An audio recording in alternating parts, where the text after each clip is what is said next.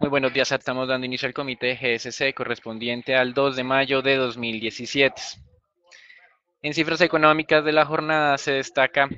las publicaciones de PMIs, comenzando el día de ayer en China con un PMI manufacturero del sector privado mejorando frente a la lectura anterior. El mercado esperaba algo de moderación para el mes de abril. Esta mejora de lectura se ve por mayores niveles de producción, pero hay preocupación por los menores niveles de exportaciones. Recuerden que esta semana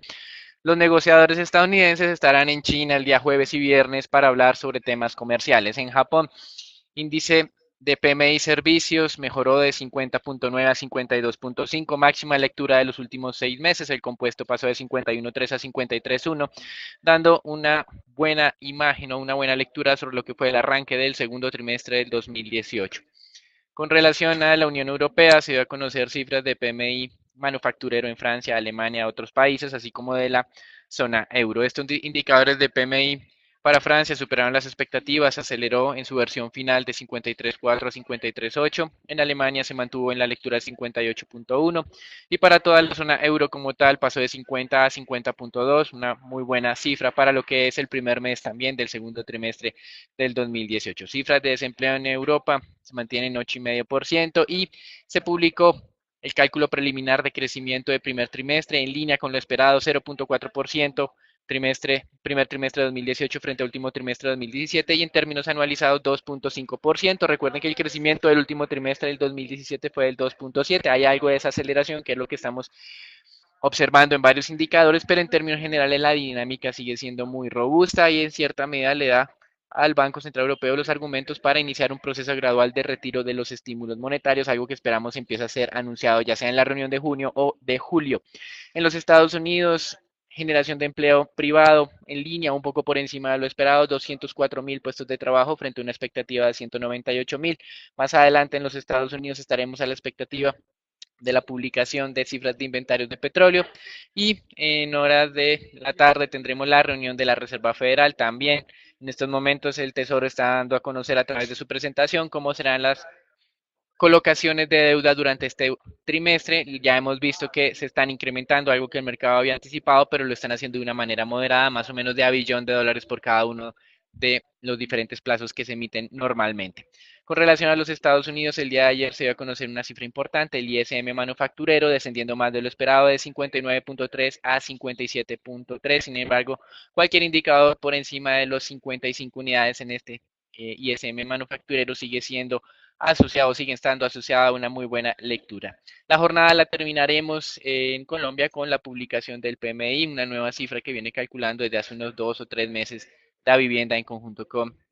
la compañía que realiza estas mediciones internacionales. Con relación a los anuncios, entonces ya vimos China, una aceleración del PMI manufacturero, pero preocupaciones por el lado de la exportación, Japón muy positivo, Europa también relativamente fuerte a pesar de niveles o esos índices de desaceleración frente al que fue el cierre de 2017. En Estados Unidos pues, hablamos del tema de empleo y del ISM manufacturero. Falta por mencionar los gastos en construcción privada que están cayendo a mínimos de los últimos 7 años, que continúa haciendo aquí un seguimiento. Inicialmente en el sector inmobiliario se pensaba que era la falta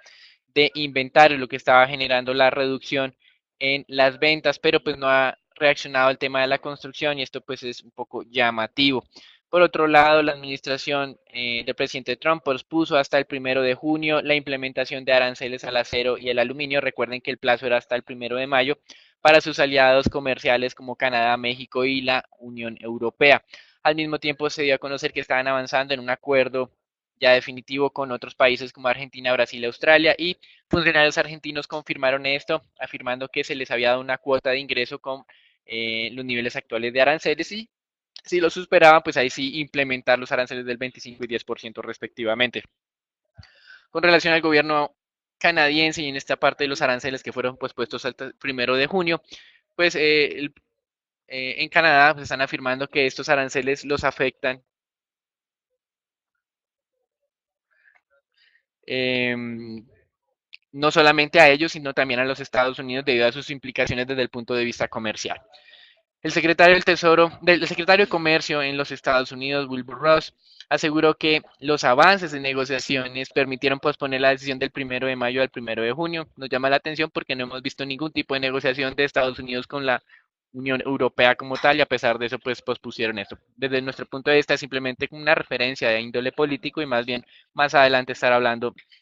con la Unión Europea sobre este tema. Los Estados Unidos le están solicitando a la Unión Europea la reducción de los aranceles a los vehículos, algo pues que ellos se están oponiendo en este momento. Con relación a la visita de los funcionarios estadounidenses a China, China los está recibiendo con una nueva depreciación de su moneda. Veremos cómo reaccionan estos ante estas decisiones. Y en México, las autoridades están trabajando en una contrapropuesta a lo que se dio a conocer el día 30 de abril frente a lo que sería el requerimiento de Estados Unidos en sus medidas de origen para el sector automotriz. Lo que se va a conocer y se confirmó fue que habían moderado sus pretensiones de que el 82.5% o el 85% más bien de las autopartes o de las partes utilizadas en los vehículos vendidos en Norteamérica con beneficios arancelarios sean provenientes de esta región. Lo moderaron del 85 al 75%, el nivel actual de requerimiento es del 62,5%. También se dio a conocer que el 40% del valor de los vehículos ligeros vendidos en Norteamérica con beneficios arancelarios tienen que ser producidos en zonas con salarios superiores a $16. Esto es, digamos, obviamente difícil de aceptar por parte de las autoridades mexicanas, pues en el sector automotriz en México tiene un salario promedio inferior a los $6 y digamos que en cierta medida ya los diferentes gremios o los diferentes empresarios mexicanos pues han dicho que pues, esto no sería digamos, aprobado por parte de ellos. Los negociadores de Estados Unidos también dijeron que el 70% utilizado en el sector automotriz tienen que ser producidos dentro de Norteamérica, entiéndase Canadá, Estados Unidos y México, algo que también pues reducirá un poco la competitividad de este sector en el mundo. Así que si estos son los requerimientos de Estados Unidos y esto es lo favorable que en teoría se estaba mencionando previamente, vemos que es muy difícil que en este corto plazo sea aprobado por parte menos de México. Y el jefe de negociadores de los Estados Unidos también dijo que este Telecan tiene un riesgo de que sea aprobado por parte del Congreso de los Estados Unidos si no se hace una negociación rápida, pues para el mes de noviembre se esperan elecciones legislativas y digamos una tardanza más allá de 3 semanas en tener el acuerdo como tal, podría significar que no sea este periodo legislativo en el que se haga la aprobación, sino se demoraría al siguiente y pues ya se está mencionando que los demócratas podrían retomar el control en la Cámara de Representantes. Con relación a México, se va a conocer que su Banco Central estará publicando cómo fueron las votaciones en las reuniones, no solamente decir cuántos votaron a favor de la decisión mayoritaria, sino también quiénes lo hicieron y quiénes se opusieron, de la misma manera que lo hacen en los Estados Unidos. En Colombia estamos un poco lejos de esto, hasta ahora el momento en Colombia lo que se está mencionando es simplemente cómo fue la votación en términos agregados y se dio a conocer que las minutas de la última reunión serían dadas a conocer ya no 2 semanas después, sino simplemente 5 días hábiles después de la reunión. En sondeos de intención de votos posteriores a el primer debate presidencial que se produjo el 22 de abril, mostró que el candidato izquierda, Andrés Manuel López Obrador, mantiene un favoritismo del 48% en la intención de voto. Sí se le acercó el candidato Anaya, que pasó del 26 al 30%, pero Meade bajó del 18 al 17%. Es decir, si bien es cierto, algunos dicen que el debate lo ganó Anaya, en cierta medida, pues la percepción de corrupción mantiene esa favorabilidad por el candidato de izquierda, Andrés Manuel López Obrador. Con relación a Perú, se dio a conocer las cifras de inflación, un poco por debajo de lo esperado por el mercado. Inflación 12 meses se mantiene prácticamente inalterada en el 0.48%, inflación corrido año en el 0.73%, Banco Central mantiene su expectativa de que la inflación retornará al 2%. En Venezuela, Maduro decretó un incremento del 155% en el salario mínimo a 1 millón de bolívares y esto en conjunto con unos bonos de alimentación harán que el ingreso mínimo mensual sería de 2.50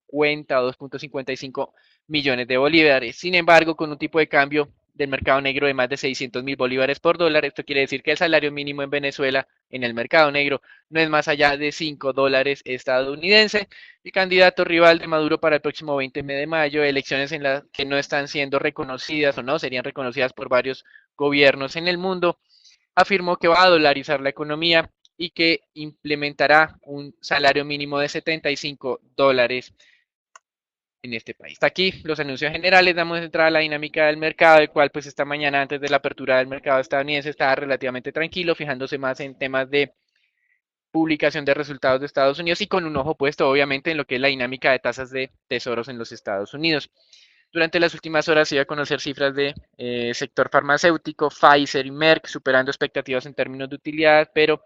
dando un poco de sorpresas negativas en lo que era el tema de los ingresos. A pesar de todo esto, consideramos que continúan las buenas noticias desde el punto de vista de publicación de resultados, pero digamos que el mercado, ante todas esas tensiones de índole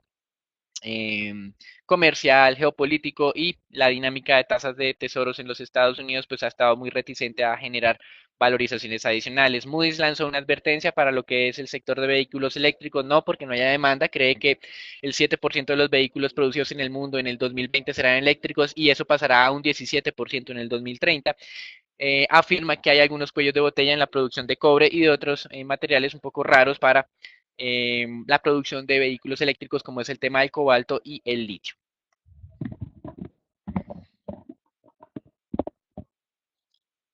Los futuros del Standard Poor's vemos de manera muy interesante cómo pues muestran una nueva señal de posible agotamiento en el corto plazo.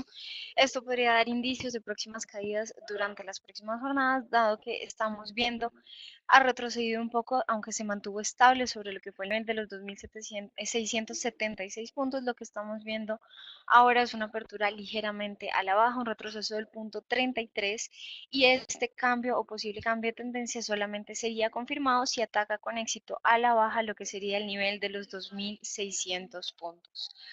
A la fecha ya vemos como 341 compañías han reportado resultados para el primer trimestre del 2018 con una sorpresa del 78.24%. Por el momento está por encima del dato anterior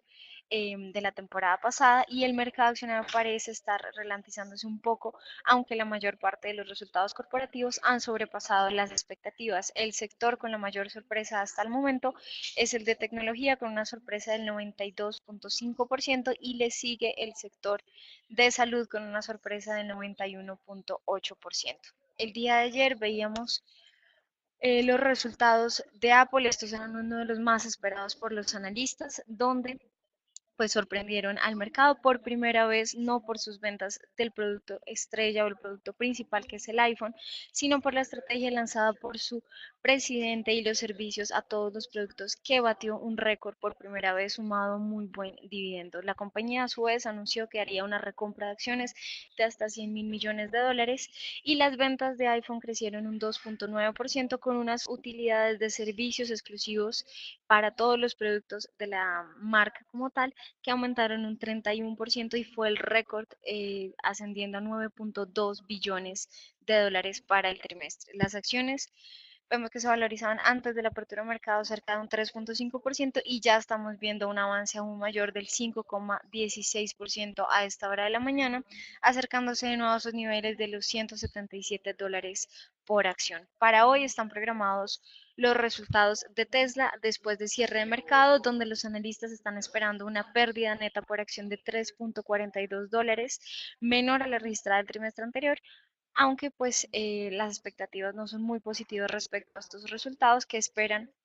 y que pueden estar por debajo de lo esperado por los analistas frente a los varios problemas que ha tenido la compañía en la producción de su último modelo de auto, que es el modelo 3. Además, tendremos resultados a cierre de la jornada también de Equinix, Kraft, Sprint y MetLife, entre otros. En el mercado de divisas vamos a ver un dólar frente a las monedas globales como vuelve a ganar frente a casi todas ellas. Vemos retrocesos en el euro del 0.22% y del dólar canadiense del 0.25%. En las monedas de los mercados emergentes, lo que estamos viendo también es un panorama de casi todas en el terreno negativo. Sobresale la caída del rublo ruso del 1.75% y la lira turca también con un retroceso del 1.69%. Veríamos entonces durante la jornada algo de presiones adicionales sobre el peso mexicano por las diferencias en el tema automotriz, como lo mencionó Daniel, frente a las negociaciones del Telecán, que ha sido un tema altamente discutido y que sigue generando retrasos en lo que sería el acuerdo final entre las partes. El Real de Brasil también podría retroceder en las próximas jornadas, pues falta aún algún candidato fuerte y firme para las elecciones presidenciales que se llevarán a cabo próximamente en el país, que asegure la profundización ejecución de las reformas económicas que hasta el momento han sido implementadas en el país. En el mercado de metales básicos vemos cierta tranquilidad. El oro tocó mínimo de los últimos 4 meses previo al anuncio por parte de la Reserva Federal, donde no se esperaría entonces cambios relevantes frente a las tasas de interés.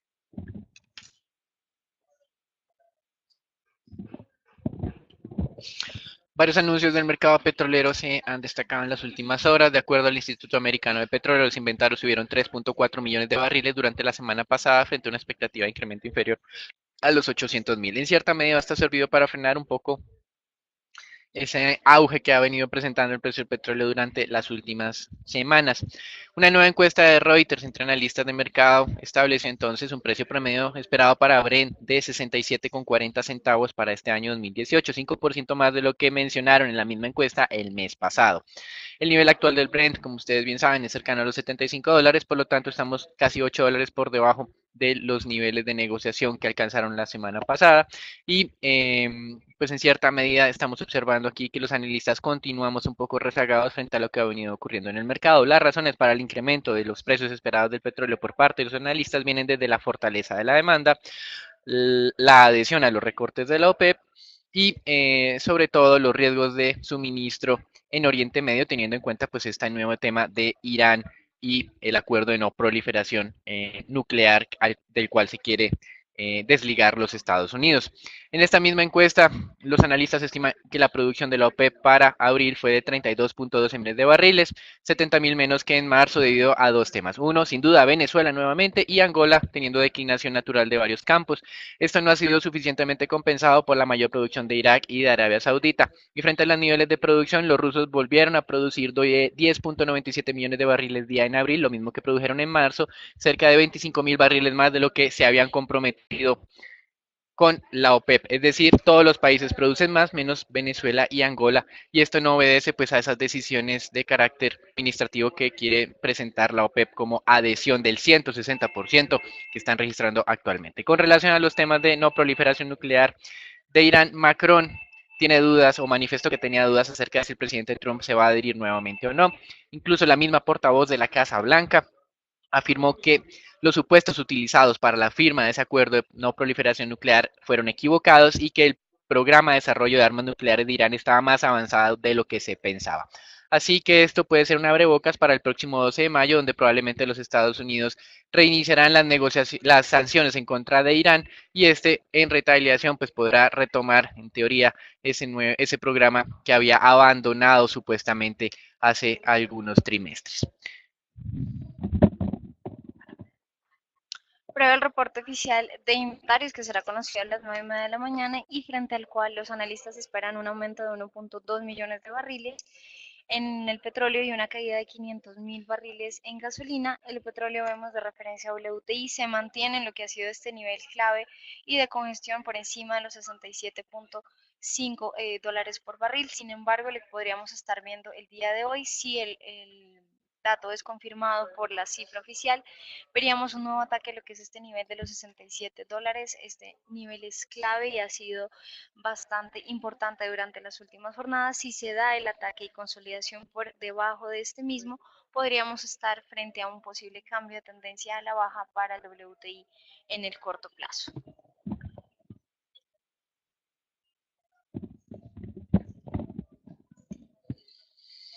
Con respecto al mercado de renta fija, hoy la gran esperada reunión de la Reserva Federal del mes de mayo, donde no habrán decisiones de política monetaria, en teoría por eso está relativamente tranquilo el mercado, tasas de negociación cerca del 2.97 a 2.98 durante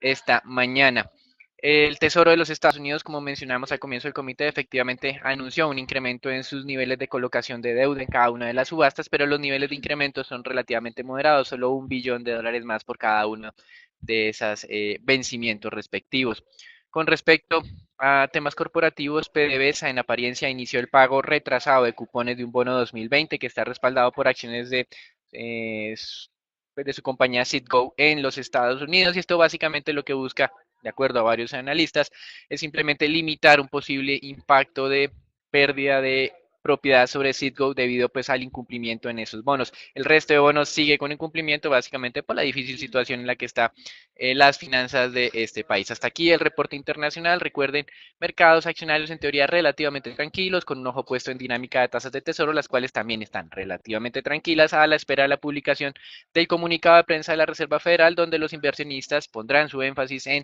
la descripción de la economía y las expectativas inflacionarias. Hasta aquí el reporte internacional. Damos entrada al informe Colombia, donde hay pocos anuncios. Simplemente sacamos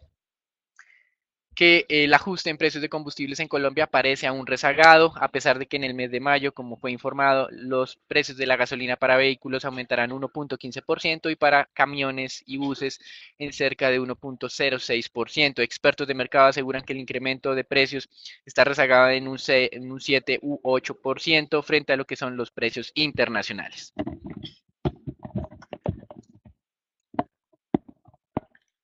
En noticias corporativas, el día lunes a cierre de mercado fue publicada la canasta definitiva del rebalanceo del índice Colcap, el cual entra en vigencia el día de hoy,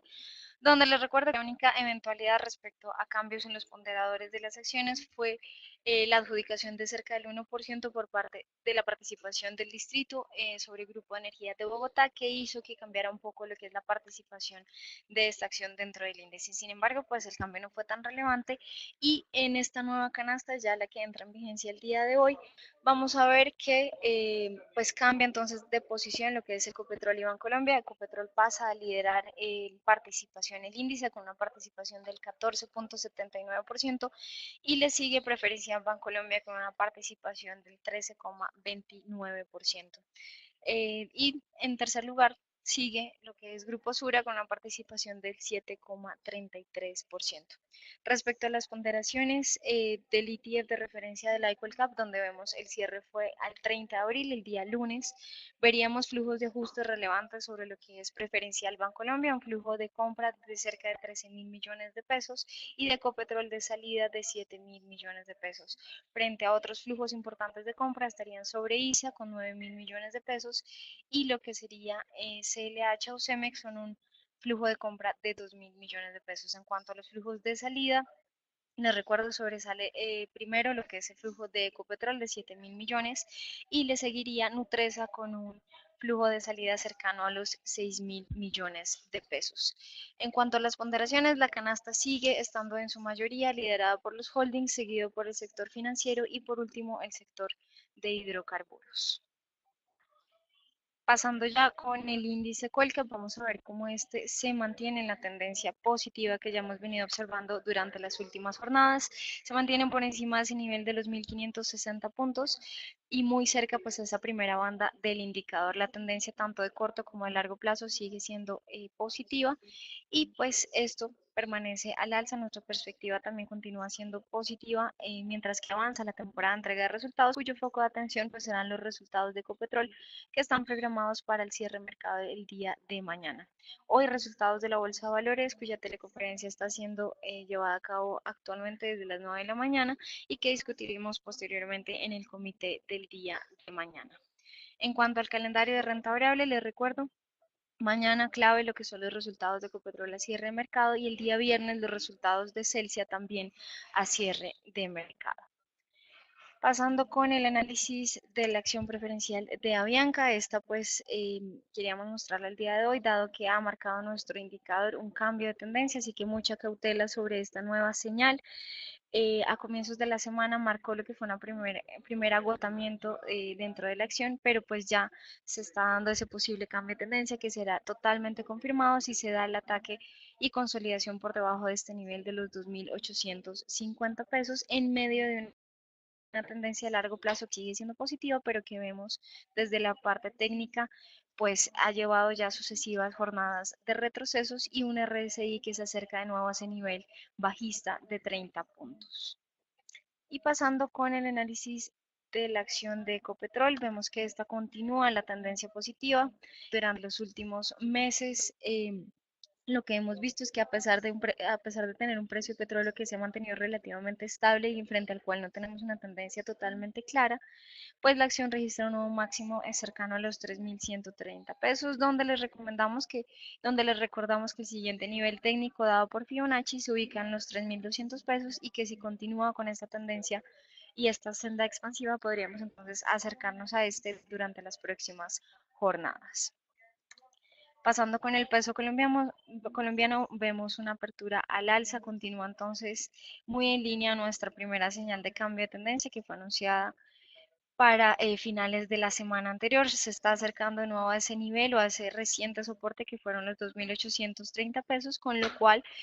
podríamos estar encaminándonos a recuperación del peso colombiano frente al dólar cercano a los 2.850 pesos.